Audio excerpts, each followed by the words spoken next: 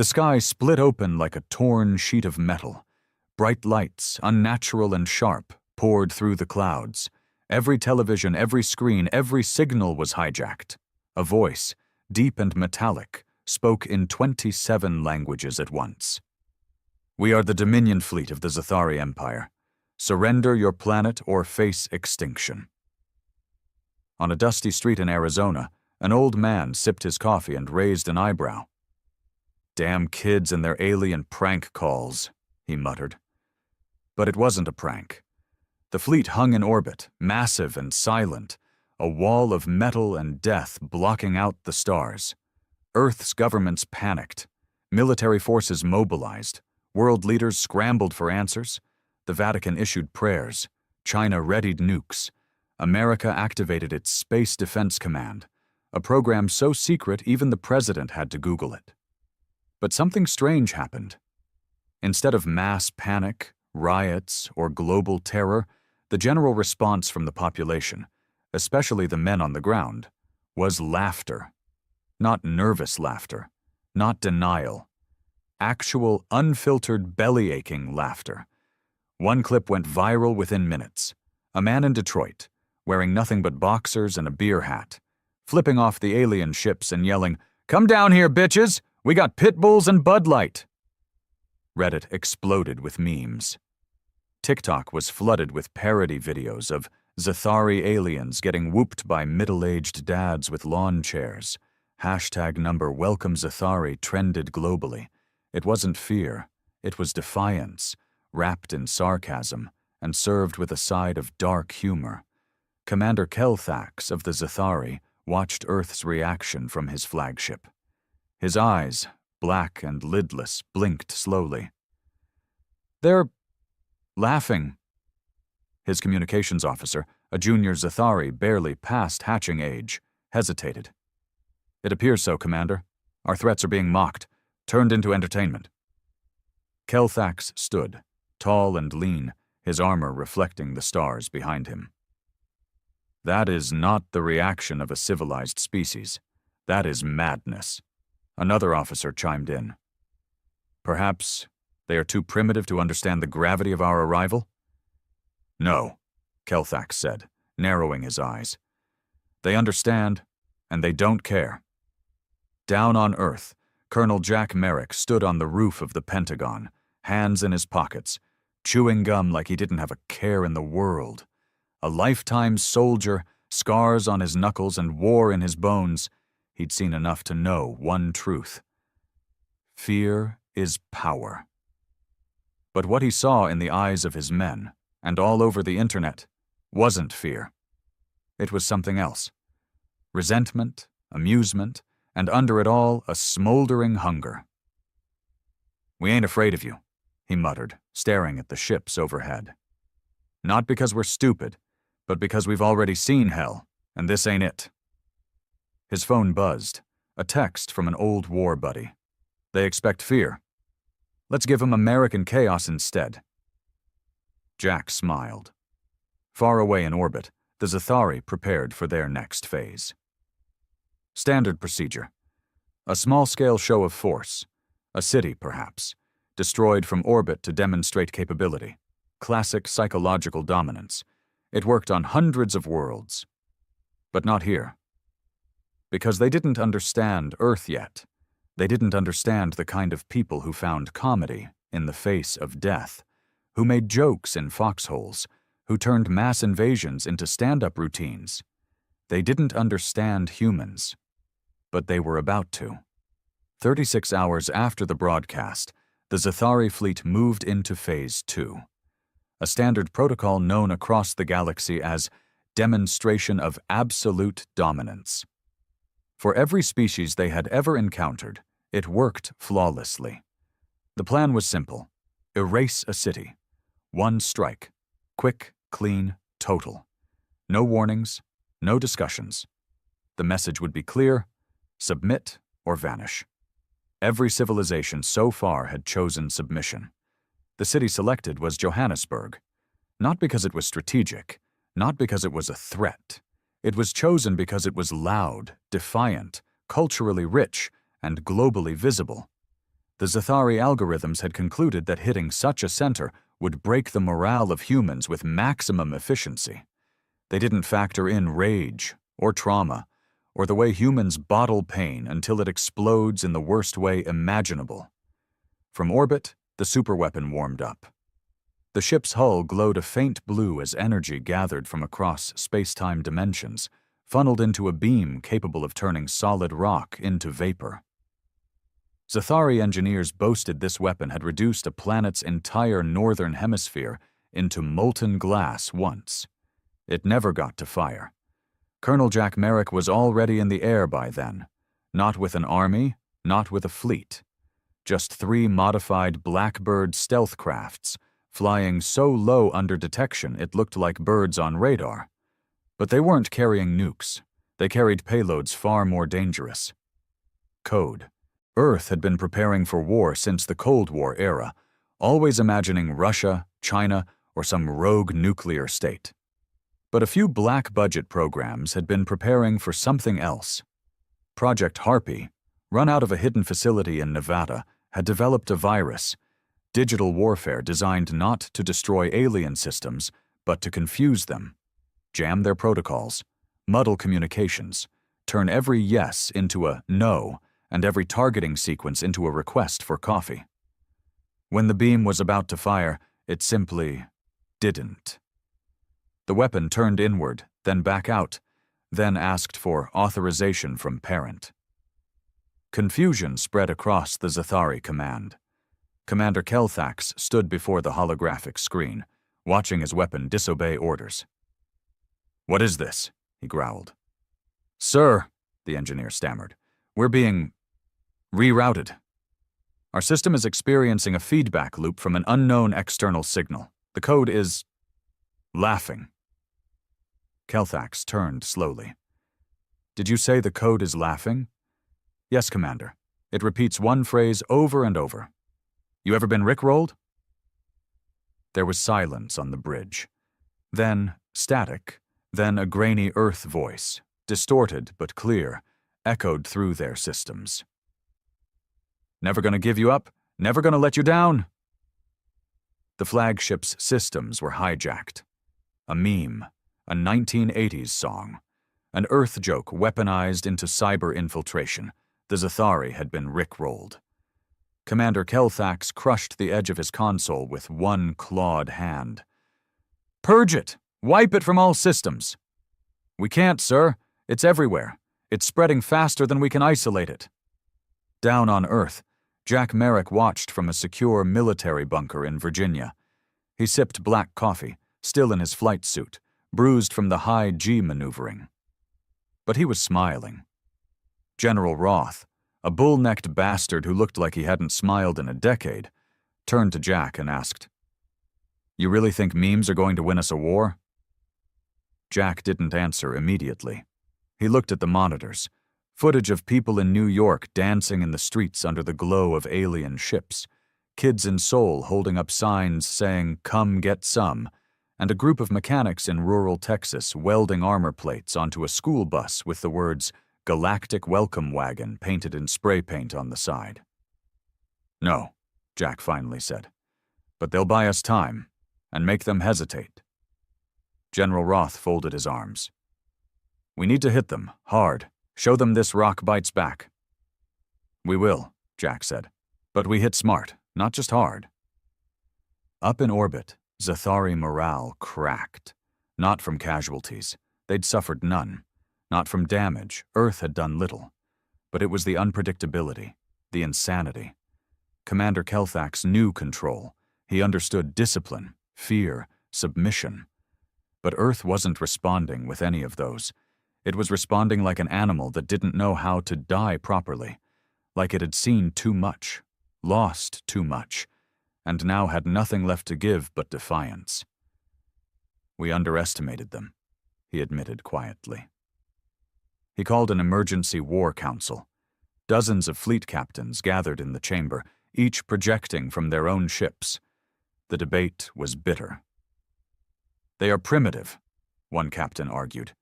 "They use memes as weapons." "That's precisely the problem," another countered. They weaponize everything: humor, grief, madness. We can't predict them. They cannot be controlled. Kelthax stood above them all, silent, then raised a hand for calm.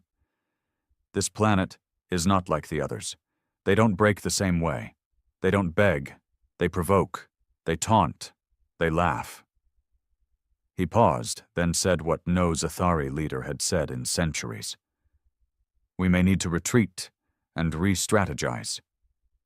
Gasps, murmurs. One captain shouted, "Retreat? Against humans?" But the decision hung in the air like a blade. The humans had made the Zathari doubt themselves, and in war, that's more dangerous than any bullet. On Earth, the news spread fast. The fleet was stalling. Satellite photos showed ships pulling back into defensive patterns, their formations loose and confused. World governments were still on edge, but people weren't waiting anymore. Resistance cells formed. Not underground movements, public ones. Bars turned into war rooms. Gun stores ran dry. Neighborhood dads held tactical training sessions in backyards. Hackers built tools to ping alien frequencies with baby cries and goat screams. An entire radio station in Iowa began broadcasting nothing but bagpipes and screaming goats on loop into space. Colonel Jack Merrick was flown to Berlin next, where global leaders gathered to coordinate an offensive response. He walked into the room smelling of jet fuel and sweat, and nobody dared question his authority. They expected us to roll over, Jack told the crowd. They thought their size, their tech, their arrogance would be enough. But they don't get it. We're not the strongest species. We're not the smartest. But damn if we aren't the meanest when cornered. We fight with everything. Rage, spite, humor, grief. They don't have a file for that. One French general stood up. What do you propose? Jack leaned forward. We hit them with what they don't understand. Chaos. The operation was codenamed Mockingbird. Not a single fleet. Not a united strike. Instead, hundreds of random, small-scale attacks. Not coordinated, not conventional. Guerrilla warfare in orbit, code infiltrations, propaganda drops, even laser-projecting memes onto Zathari hulls mid-space battle. One drone projected a giant image of a middle finger with the caption, "You mad, bro?" right before exploding against a carrier. A captured Zathari officer screamed during interrogation, "Your species is insane!"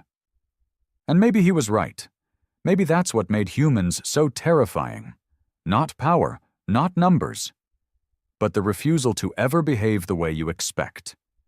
Because when you come to intimidate a man who's already lost everything, who's been broken and rebuilt by war, poverty, betrayal, and death, and he laughs in your face, that's when you know you're in trouble. Commander Kelthax stood at the edge of his command deck, looking down at the swirling blue planet below.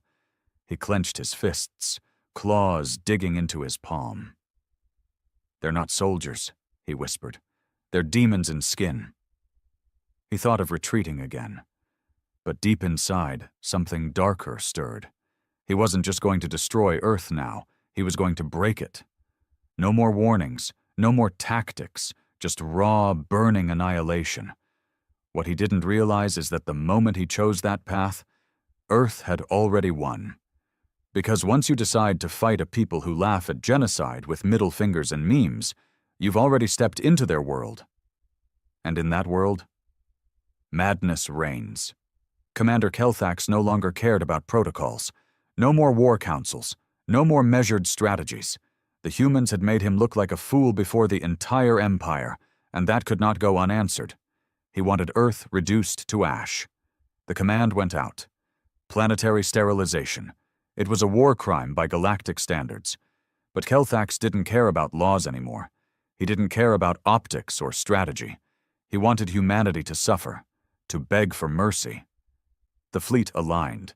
Hundreds of orbital weapons began to charge. This time the humans wouldn't have time to joke. This time the skies would fall. But the humans had been watching. And waiting. Colonel Jack Merrick wasn't in a bunker or boardroom anymore. He was on the front lines now. somewhere off-grid in Utah, inside a camouflaged control center buried deep under a mountain. The place had no name, just a designation: Black Nest.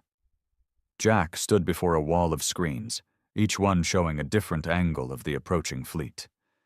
He rubbed his stubbled jaw. The lines around his eyes were darker now. His voice had gone rougher over the last week. Less colonel, more survivor. A young technician beside him spoke. "Sir, they're arming every ship. Full burn. They're not playing anymore." Jack didn't blink. "Good." The technician hesitated. "Sir?" "Means they're scared. You don't drop a nuke on a mosquito unless the damn thing bit you in the eye." Around them, Black Nest came alive. Not with soldiers, though there were a few, but with outcasts. Men and women who'd been thrown out of polite society. Coders too dangerous for tech firms. Engineers too stubborn to follow safety protocols. Psychopaths who found a home where war was not just tolerated, but required. One of them, a bearded man with tattoos of circuit boards running down both arms, turned from his console. "Operation Wasp's Nest is ready." Jack looked at him. "Deploy." Operation Wasp's Nest wasn't a counterattack in the traditional sense. It was Earth's purest form of retaliation: chaos, noise, aggression, and the element of total unpredictability. In low orbit, hundreds of Earth-made satellites and defunct space junk exploded into high-velocity debris. Not aimed, not guided, just blasted into Zathari formations like shrapnel from a cosmic shotgun. It wasn't elegant. It wasn't precise. It was brutal. One Zathari cruiser lost its stabilizers and spun out of control, crashing into another ship. The rest of the fleet panicked. AI systems couldn't calculate the debris paths fast enough. It was like trying to dodge a hurricane made of knives. But that was just the start.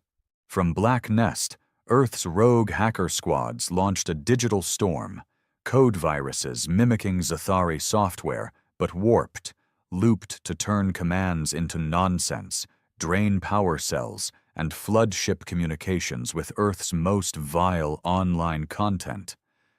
One Zathari commander collapsed screaming after watching 30 hours of unfiltered human internet rage.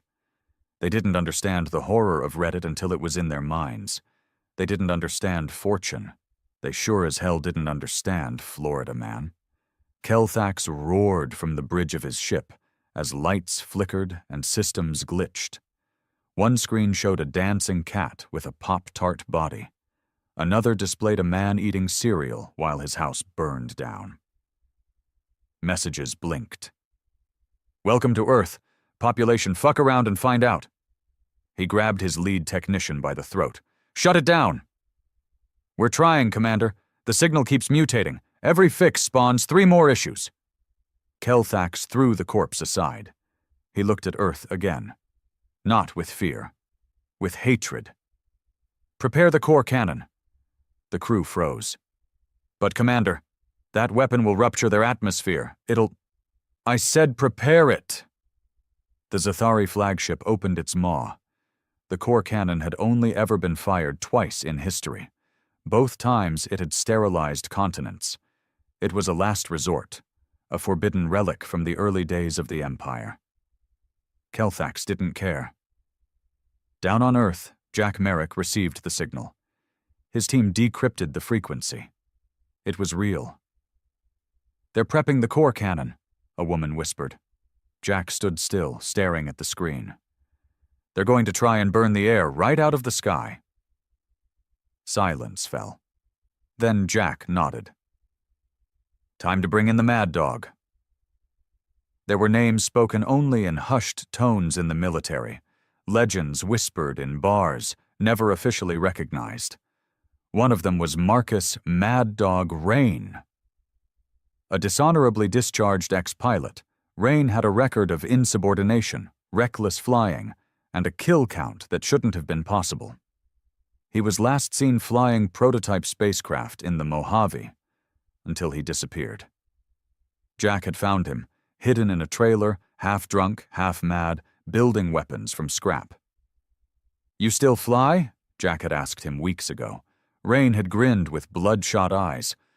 "Only if I can die doing it." Now, the call came through. A launch ramp opened beneath Black Nest. Rain's ship, the Iron Howl, rocketed into the sky. It wasn't pretty. It looked like a junkyard had made love to a missile. But it was fast. And more importantly, Rain didn't care about surviving. He flew straight for the flagship. Zathari gunners didn't even fire. The ship was so small, so fast, their systems couldn't lock. It was like trying to hit a fly with a railgun. Inside the cockpit, Rain laughed. It was a sick, animal noise. He screamed into the radio, "Come on, you space lizards, let's dance!" He broke through the flagship's hangar bay. Explosions followed. Zathari soldiers swarmed the interior, but they were too slow. Rain had rigged his ship with charges, turning it into a flying bomb.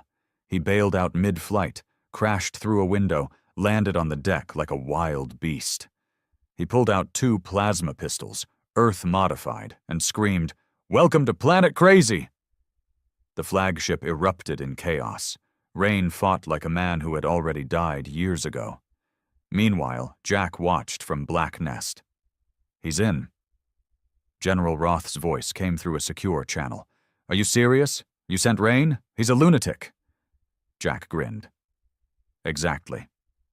On board the flagship, Rain reached the core cannon room.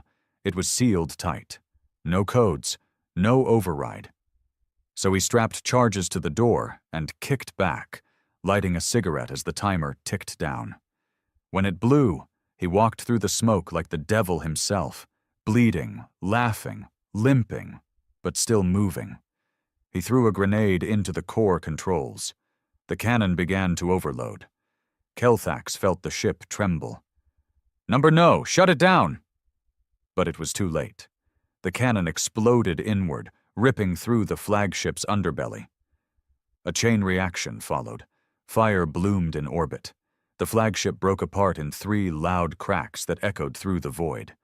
Rain, somehow still alive, ejected into low orbit, laughing as debris burned around him. Back on Earth, the night sky lit up with fireballs. Zathari ships broke formation. Their leader was gone. Their systems were corrupted. Their morale was shattered. Across the globe, people saw the explosions and cheered. In bar rooms and shelters and underground bunkers, humans roared with laughter. Not because the war was over, but because they'd proven something. You don't scare the kind of people who turn apocalypse into entertainment. You don't dominate a race whose greatest strength is refusing to break. And you sure as hell don't invade Earth expecting order, logic, or sanity. Because down here, we don't fight fair. We fight furious. And sometimes, we fight funny. The flagship's wreckage scattered across low orbit like confetti from the funeral of a tyrant. Flames trailed behind broken pieces of once impenetrable Zathari armor as they plummeted toward Earth's atmosphere, burning up in streaks of cosmic justice. In the silence that followed, Earth didn't celebrate with speeches or military parades. It roared. In the ruins of São Paulo, survivors danced around the fires of destroyed Zathari drones. In Moscow, people raised vodka bottles to the sky and toasted to the mad pilot who died like a legend. In small-town America, kids painted spaceships on school walls, each one drawn exploding with cartoonish glee. But the war wasn't over. Not even close. Jack Merrick sat alone in a dark room within Black Nest, staring at the glowing data streams on the wall. His body ached. Age, exhaustion, and fury fighting for space inside his bones. A cup of black coffee steamed untouched in his hand. His eyes weren't on the fleet anymore. They were on the ground. Because now, the real invasion had begun. The Zathari might have lost their flagship, but they hadn't retreated. Instead, they doubled down. Drop pods, thousands of them, rained down on every continent like metallic hail. They didn't land in neat formations. They didn't try diplomacy. They simply smashed into cities, towns, even rural forests, like viruses injected into the veins of the planet. And each one contained Zathari ground units, brutal, efficient, and genetically engineered for war. Earth's skies might have held, but the ground was now a meat grinder. Jack's comms erupted with chaos. Multiple landings in Africa. Cape Town's under siege. Zathari units spotted moving through the Alps, Europe's coordinating defense. Sir, we lost all contact with Boston. Every continent became a battlefield overnight. And unlike the Space War, Earth couldn't meme its way out of this one. It had to fight. Old school, blood and bullets. The drop in New Mexico landed in a remote town called Dust Ridge. Population? 817. The Zathari probably picked it thinking it'd be easy. Quiet, weak, something they could flatten on their way to bigger targets.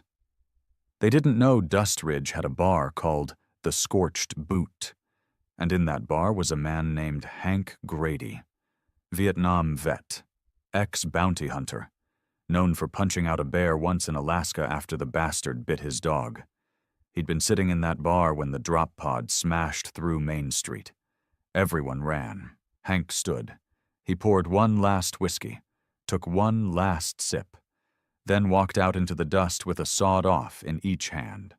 Zathari troopers, 9 feet tall, armored like tanks, emerged from the pod, scanning the area. Hank didn't wait. He fired both barrels. The buckshot barely dented their armor. One of them laughed, an awful screeching noise. Hank muttered, "Figures," and dropped the guns. Then he picked up a steel pipe and charged. Across the planet, men like Hank did the same. No military medals, no official ranks, just the forgotten, the old, the rough-edged souls who'd been through hell long before aliens ever showed up. In Ukraine, a mechanic named Victor drove his tow truck straight into a Zathari convoy, screaming, "For my babushka!" In Nigeria, a group of teenagers built homemade flamethrowers and torched 3 enemy units in a supermarket parking lot. In Chicago, ex-gang members put their differences aside and turned abandoned buildings into traps. One Zathari squad was lured into a warehouse that exploded 5 seconds after the last one stepped inside. The message painted outside said, "Humans played dirty. Welcome to Earth." Jack Merrick coordinated the chaos. He didn't try to control it. He couldn't. What he did was fuel it. Every successful ambush was shared worldwide. Every crazy tactic got amplified. The war became a viral sensation. Hashtags like Fancher Stomp the Scales and Ancha Zathari season were everywhere. Earth didn't just resist, it performed. And still, the Zathari pushed. Commander Kelthax's successor, a cold-eyed war priest named Varek, now led the ground campaign. Unlike Kelthax, Varek didn't underestimate humans. He didn't find them funny. He found them unacceptable. Varek moved with mechanical precision. He targeted power grids, food supply chains, water systems. No speeches, no threats, just methodical strangulation. He believed if humans couldn't be beaten in war, they could be starved into submission. It started working. Major cities went dark. Hospitals ran on fumes. Panic returned. But not the kind the Zathari expected. Earth didn't surrender. It fractured. Some people hoarded, some betrayed, some ran. But others adapted. In Detroit, a network of bikers began running fuel and food between towns under siege, dodging alien patrols and corrupt officials. In India, a coder named Tanveer rerouted a power grid to keep an entire hospital functioning, using nothing but scraps and code stolen from a Zathari helmet. In Kansas, a teenage girl figured out that pouring bleach into Zathari wounds caused their skin to melt like wax. That info spread like wildfire. Everyone fought. Everyone mattered. Jack Merrick moved from one zone to another, rarely sleeping, always one step ahead of collapse. One night, deep in what used to be Colorado, he met with a militia group. Ex-firefighters, lumberjacks, coal miners. One of them, a grizzled man missing 2 fingers, looked at Jack and asked, "You really think we can win this?" Jack lit a cigarette. "I don't think we have a choice." The man grunted. "Ain't the same as believing it." Jack stared at the stars through the broken roof of the cabin. "Number. But it's the same as doing it." That was enough. The men stood. Weapons were distributed. Traps were set. They weren't soldiers, but neither were they victims. Weeks passed, then months. The Zathari lost the skies. Then they lost the narrative. And now on the ground they were losing something worse, their will. They couldn't understand it. Every time they broke a region, humans reformed somewhere else. Like water, like fire, like madness. They were facing a species that didn't know how to die properly. And finally, in a ruined church in southern Italy, a Zathari warlord stood over a dying boy and asked, truly asked, "Why do you fight? You have nothing left." The boy coughed blood, smiled weakly, and whispered, "Because we're not done laughing yet." They called it the silence before the flood. After 3 months of brutal face-to-face fighting across continents, the Zathari suddenly stopped advancing. Drop pods ceased falling. Skirmishes dwindled. Their drones began flying at higher altitudes, watching, but not striking. It was like they were observing, calculating, waiting. The humans knew something was coming.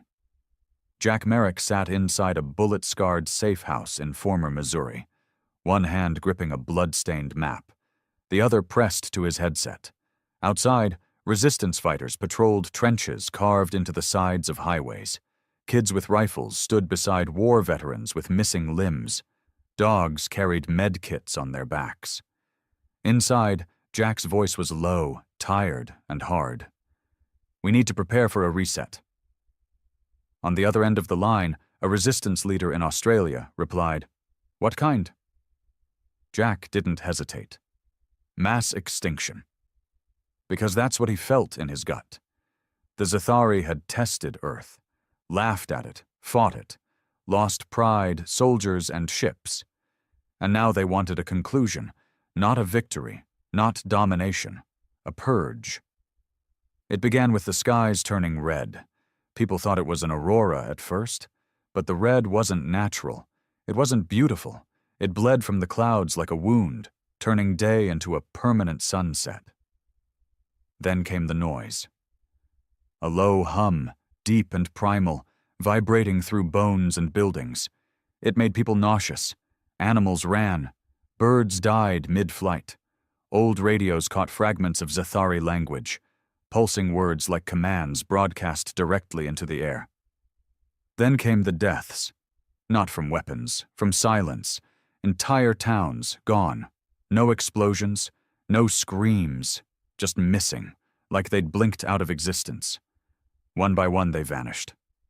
Jack stood over a hill, binoculars in hand, watching a city disappear without a trace. No flames, no debris, just gone, like it had been erased by the universe itself. Beside him, a young scout whispered, How are they doing this?" Jack didn't know, but he knew what it meant. The Zathari weren't trying to win anymore. They were trying to end everything. The weapon was called the Thought Eraser, a reality-bending device buried deep within the second-largest Zathari mothership, one that hadn't even been used during their war with the Exnol, a species of interstellar cannibals. It had never been deployed in full because it didn't just kill life. It removed memory, erased records, wiped entire histories. If Earth fell to it, it wouldn't just die. It would never have existed. But there was a flaw. The weapon had to charge through psychic resonance. It required a complete map of the target's thoughtscape, memories, behaviors, neurological patterns. For most races, this was simple. Predictable minds, rigid logic, but not humans. Human consciousness was erratic, full of contradictions. Fueled by emotions, chaos, trauma, the Zathari's mapping process kept failing. Every time they thought they had it figured out, another variable broke the system. They tried to scan a man dying of cancer. He started laughing about his ex-wife. They tried a child and got a memory of cartoon violence stitched with real grief. One report said, "They do not think. They rage, they joke, they scream, they laugh in grief and weep in victory. Their memories are not sequences. They are wildfires." But they were still close, so Earth had to act, fast. Black Nest was long gone, destroyed in a Zathari orbital strike. But the movement lived on in 100 underground hubs, connected by encrypted lines, rogue satellite networks, and blood-sworn alliances. The plan was insane.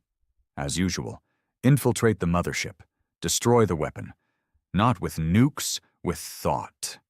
Jack called it Operation Mindstorm. They didn't have alien-grade tech. They had pills, wires, and reckless resolve. They selected a team of 8, not the smartest, not the strongest, but the most unhinged. People whose minds would choke the Zathari sensors the moment they were scanned. One of them was a former jazz musician who had once dropped acid for 48 hours and thought he could hear thoughts in color. Another was a war widow who claimed she could see her dead husband in the mirror and spoke to him like he was still shaving beside her every morning. There was a cannibal, a schizophrenic, a man who believed the moon was following him and had written a 500-page diary to prove it.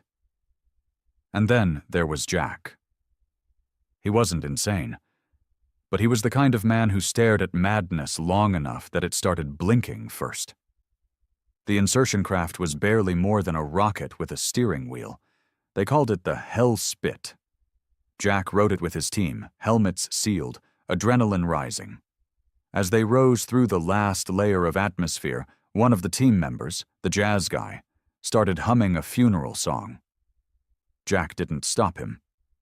Inside the Zathari mothership, the resistance landed hard. Fire tore across the hangar. One of the team's legs snapped on impact. She ripped it off and crawled forward, screaming, "Not today, alien bastards!" They fought, hand to hand, gun to claw, blood against metal. It wasn't a stealth mission anymore. It was a statement. They wanted the Zathari to feel it, to panic. And when Jack reached the core chamber, the glowing, pulsing psychic engine, he smiled. Because it looked just like he'd hoped. Alive and vulnerable. The team circled it. No bombs, no codes, just thoughts. They linked themselves to the alien machine using neural taps stitched from stolen tech and raw wires. Each one jacked in, one by one, feeding the thought eraser their minds.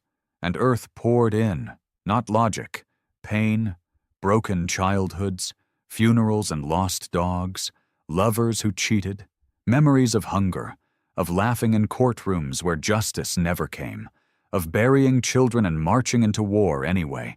Every betrayal, every scream, every joke told at a funeral because there was no other way to survive. The machine buckled. Lights flickered. The chamber screamed, not with sound, but with the rage of a dying intelligence that couldn't comprehend the data it was receiving. It tried to adapt. It tried to purge. But it couldn't process madness, because humans didn't think. They felt. And the weapon choked on it. Jack's last thought before blacking out was of his father, drunk, angry, throwing a bottle at the wall, and how Jack had laughed because he didn't want to cry. The weapon shattered. It screamed one last time in a voice stolen from 1,000 minds, and then exploded inward, taking half the mothership with it. Jack didn't die. Not yet. He woke up in a hospital built inside an old casino. The war wasn't over. But it had changed. The Zathari retreated, not because they'd been beaten, but because they finally understood. Humanity wasn't a species you could map. We weren't code. We were noise, and you can't erase what you can't understand. The day the thought eraser collapsed, the stars fell silent. The mothership's explosion sent shockwaves through every Zathari broadcast frequency. Across the occupied zones of Earth, their drones paused mid-flight. Infantry units halted. Even their war AI stopped transmitting orders. The enemy was no longer pushing. They were recoiling. But for humanity, there was no time to celebrate.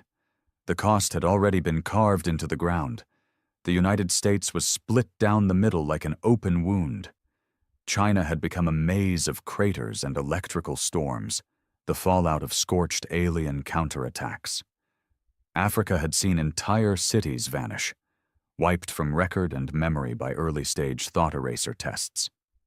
Jack Merrick sat in a burned-out casino-turned-field hospital in the Nevada desert, his ribs still broken, lungs aching, mind frayed like a radio tuned to the edge of madness. The doctors didn't understand how he was alive. None of the team that had entered the Zathari mothership should have survived the neural overload. But Jack had, somehow. Or maybe what was left of him just refused to quit. He woke to a face he hadn't seen in years. Harper, an old CIA contact who'd gone underground after the agency splintered during the first weeks of the invasion. "Still breathing, huh?" Harper said, offering a grim smile. Jack rasped, "Depends on your definition of breathing." Harper passed him a bottle of water, then pulled a chair up to his bedside. Her voice turned low. "They're calling it a victory, you know. The collapse of the thought eraser. The Zathari retreating from orbit. You're a ghost story now. The one who broke their mind." Jack didn't smile. "It's not over." Harper nodded. "Number, it's worse." She laid out the intel. The Zathari hadn't fled. They'd regrouped. After the fall of their psychological weapon, they'd shifted to containment. They were walling off Earth. Not killing it, not leaving it, just enclosing it, like a biohazard. "Why?" Jack asked, still wheezing. Harper's face was drawn, voice flat. "They think we're a disease, one they can't understand, one that spreads through laughter, fury, and grief, one that infects." They had begun deploying a massive planetary perimeter, a barrier that stretched from the edge of low orbit to the far side of the moon. Invisible to radar, but pulsing with energy. It wasn't meant to keep humans in. It was meant to keep humanity from ever getting out. Jack sat up, pain lancing through his ribs. "They're building a cage." "No," Harper corrected. "They're building a quarantine." The news spread fast. Earth had won the battle, but lost the war. Humanity was now seen by the galaxy as unstable, dangerous, mentally contagious. The Zathari had broadcast warnings to other species. Do not engage with Earth. Their minds are corrosive. Their memories are poison. Their species is hostile to order. And the rest of the galaxy, for now, listened. Earth was isolated. And for many, the psychological toll of that realization hit harder than alien bombs ever did. In Paris, a writer jumped off the Eiffel Tower with a sign around his neck. "What good is surviving if we're never allowed to matter again?" In Tokyo, entire crowds wore headphones, pumping static, desperate to block out the residual thought waves left behind by the Zathari tech. In Texas, a man murdered his neighbor with a crowbar, screaming that he still heard alien laughter in the walls. Earth had survived annihilation only to be branded insane by the stars. Jack Merrick didn't return to command. He couldn't. His mind wasn't all there anymore. At night, he saw data streams in his dreams. Glimpses of Zathari language. Thoughts that weren't his. He had merged with their machine too deeply. Some part of his consciousness was still drifting in that network. A ghost inside a dead weapon. But he could still think. And plan. And rage. He disappeared from the hospital one morning. Walked out wearing a stolen jacket, still limping, still coughing blood. No one stopped him. The next time anyone saw him was 6 weeks later, in South America, leading a new resistance group. They didn't call it an army. They called it the Contagion, a name to mock the Zathari quarantine, to wear the insult as a badge of honor. Jack's people weren't organized. They weren't trained. They weren't clean. But they were angry, and hungry, and creative. Their goal wasn't just survival anymore, it was infection. They began hijacking Zathari transmissions, not to beg or threaten, but to corrupt. They beamed out human emotions, music, grief, porn laughter, political rants, childhood traumas, screaming matches between divorced parents, TikTok dances stitched into funeral montages. They sent out Earth, raw and unfiltered, to everyone. Any race within signal range would receive it, like a virus in a bottle, floating through space. And some of them listened.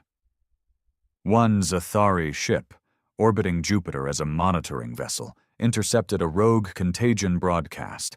Within hours, 3 crew members had disobeyed orders. Within days, the ship self-destructed. Earth had become a psychological weapon, not just in defense, but in offense. Because the greatest threat humanity posed wasn't its guns, it was its existence, its ideas, its madness as a form of freedom. Varek, the war priest who now ruled the Zathari fleet, declared Earth a Class Z containment zone. He argued that no further invasion was necessary. But some disagreed. There were those within the Zathari who wanted revenge, who wanted closure, who couldn't sleep knowing a small blue planet had mocked their empire and walked away laughing. These were the ones who formed the Purge Choir, a splinter faction. No orders, no ranks, just ships and hate. They began planning a final attack, not to conquer, not to cage, but to annihilate. A strike so devastating Earth wouldn't be left to rot. It would be forgotten. Completely. And their first target? Jack Merrick? The voice that wouldn't die. The ghost in their machine. They didn't announce their arrival. The Purge Choir came without warning, slipping past orbit beacons and satellite wreckage like shadows in deep water. These weren't like the Zathari ships Earth had seen before. They were sleeker, silent, pulsing with a red hue that didn't just reflect light, it bled it. Jack Merrick didn't need radar to know they were coming. He felt it. He was at the top of a bombed-out church tower in Brazil, leaning on the twisted iron cross for balance, eyes staring at the night sky. The jungle stretched out below him, quiet, coiled, tense. And then the stars began to move. Not fall, not blink, just move, slow, calculated, predatory. He keyed the radio on his hip. "They're here!" Across 1,000 miles of jungle, desert, ruins, and swamps, every resistance cell tuned in. No fancy encryption, no code names, just Jack's voice, rasped and weathered, cutting through the static like a blade. "They're not here to fight. They're here to erase." He paused, voice lowering. "So make damn sure you give them something they'll never forget." The first strike hit Caracas. The city never screamed. It simply dimmed. Lights gone, radios dead, bodies frozen where they stood, eyes open, pupils dilated. It wasn't a bomb. It wasn't a virus. It was fear, weaponized, a psychic wave so strong it disconnected the soul from the flesh. People didn't fall. They stopped. In Peru, the jungle died. Every leaf turned black. Birds fell mid-flight.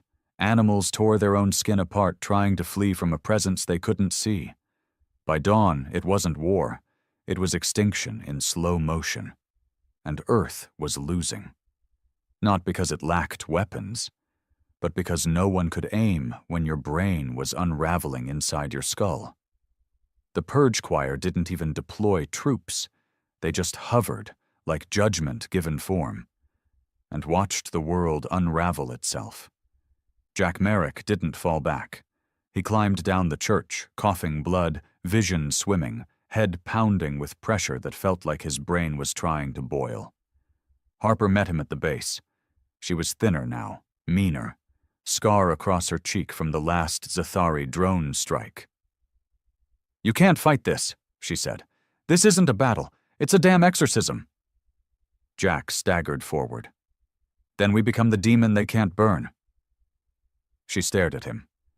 "You've lost your mind." "Good," he growled. "Means I've got nothing left to lose."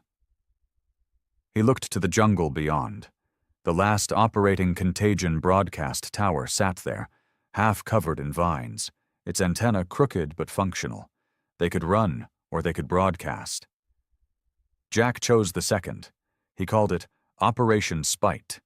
There would be no surrender, no suicide plans, no counterfleets, just one final scream into the abyss, a data wave, faster than light, encoded with Earth's worst, every betrayal, every genocide, every love story that ended in violence, every memory that still haunted humanity like a wound that refused to scab. They fed it all into the tower. And they didn't clean it up.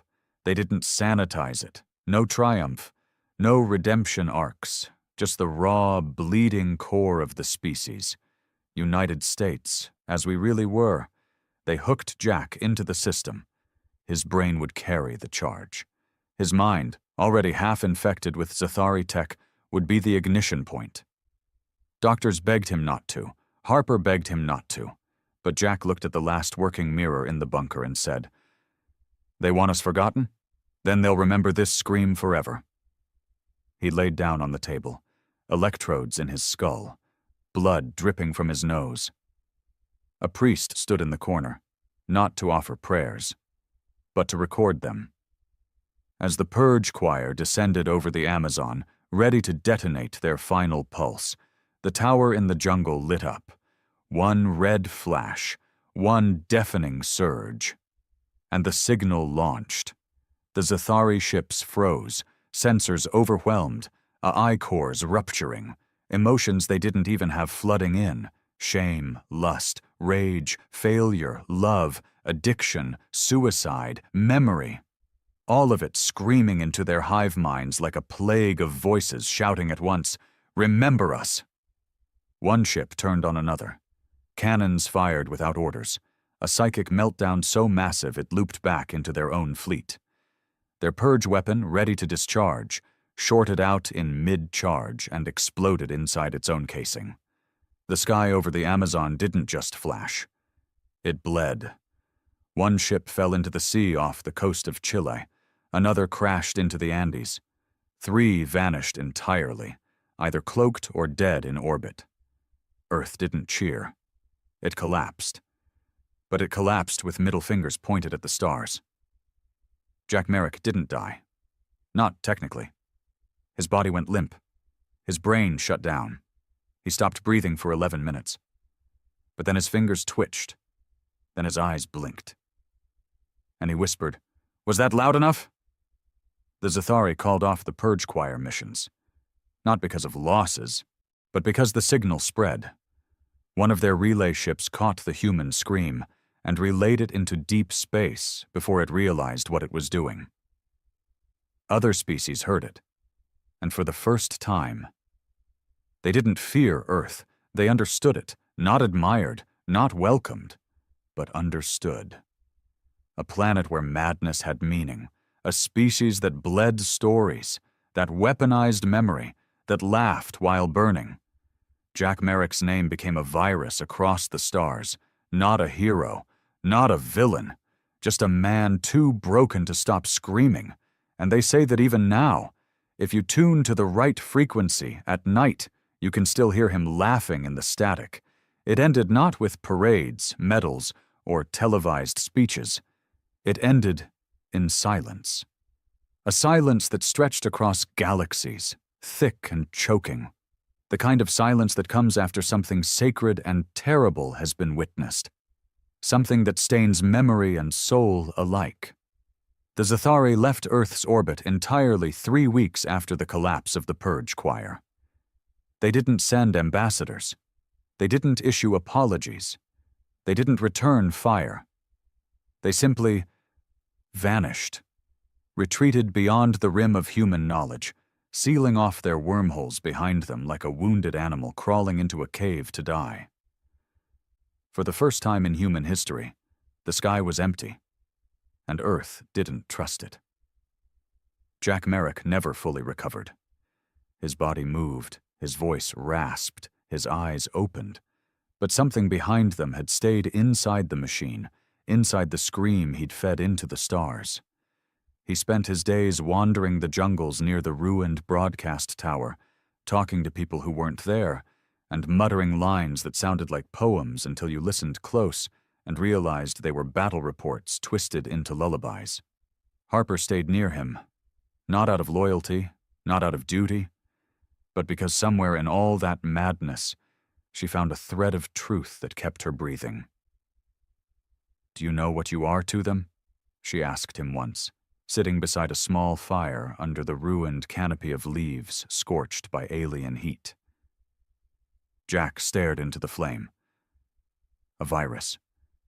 Harper shook her head. "You're a mirror. That's what scares them. Not who we are, but the fact that they saw a piece of themselves in us, the part they buried, the part they forgot." Jack didn't answer. He just looked at the stars with tired eyes and whispered. They blinked first. Rebuilding didn't begin for months, not because people couldn't, but because they didn't know how. The world wasn't broken the way it had been after wars before. It wasn't cities and governments that needed rebuilding. It was meaning. It was belief. In systems, in hope, in each other. Some nations refused to reform. They splintered into tribes, communes, and city-states. Others built new orders from scratch, rewriting history and burning books as if forgetting would spare them from the next sky-born horror. But the contagion, Jack's old network, didn't fade. It evolved. They turned into something more. Something quiet, rooted, watchful. They built memory towers across the globe, black stone monoliths carved with the names of the lost, the damned, the insane, and the brave. Not in any one language, in all of them. Even the Zathari dialects, crudely scratched in by those who learned just enough to say, "We were here." People visited in silence, laid down stories like offerings. No priests, no gods, just memory. 20 years passed. Children grew up with stories of the laughing sky, of Earth's scream, of Jack Merrick, the man who made the galaxy step back. They didn't paint him as a savior. They didn't worship him. They feared him. But it was a respectful kind of fear, the same way you might fear the ocean, or fire, or madness itself. Because Jack had shown humanity's rawest face to the stars, and dared the stars to look away. And they had. He died alone, beneath the ruins of the old church tower in Brazil. Harper found him days later, sitting upright against the stone, eyes open, mouth set in a faint smile. There was no blood, no struggle, just stillness, like the fight had finally let go, like madness had shaken his hand and said, "Well played." They buried him beneath the church, no stone, just a metal plaque with 4 words scratched into it. He never shut up. In time, alien signals returned, not from the Zathari, from others, different species, some curious, some cautious, a few sympathetic. They didn't speak of alliance or treaties. They didn't offer gifts. They just said one thing. "We heard you." Earth didn't respond right away, because it didn't trust the stars anymore. But it didn't hate them either. It just watched, and waited, and laughed. Because laughter on Earth had never just been joy. It had been a weapon, a refusal, a battle cry wrapped in absurdity. And now the galaxy knew it. Now they all knew what Earth truly was. Not the strongest, not the wisest, not the purest, but the last species you should ever try to erase. Because humans don't go quietly. They go screaming, broken, laughing, and throwing middle fingers until the universe either kills them or starts laughing too. And even then, they come back, to tell the story.